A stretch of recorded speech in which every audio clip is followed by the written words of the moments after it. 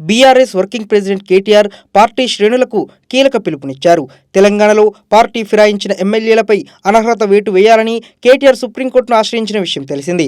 కేటీఆర్ దాఖలు చేసిన పిటిషన్పై సోమవారం ధర్మాసనం విచారణ జరిపింది. ఇదే వ్యవహారంపై గతంలో దాఖలైన పిటిషన్కు కేటీఆర్ వేసిన పిటిషన్ను ధర్మాసనం జత చేసింది. తదుపరి విచారణను సుప్రీంకోర్టు ఈ నెల 10కి వాయిదా వేసింది.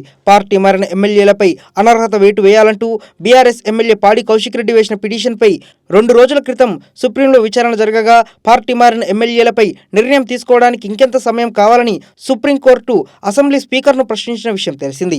ఈ పరిణామాల నేపథ్యంలో కేటీఆర్ స్పందిస్తూ న్యాయస్థానం అడిగిన ప్రశ్నలకు కాంగ్రెస్ పార్టీ దగ్గర సమాధానం లేదు. గెలిపించిన పార్టీకి ద్రోహం చేసి పార్టీ ఫిరాయించిన ఎమ్మెల్యేలను ఇప్పుడు కాంగ్రెస్ పార్టీ కూడా కాపాడలేదు. ఎందుకంటే ఇలాంటి కేసుల్లో మన రాజ్యాంగం ద్వారా రూపొందించిన చట్టాలు, కోర్టు తీర్పులు స్పష్టంగా ఉన్నాయి. రాబోయే ఉప ఎన్నికలకు మన బీఆర్ఎస్ సైనికులందరూ సిద్ధంగా ఉండాలి అంటూ కేటీఆర్ పిలుపునిచ్చారు.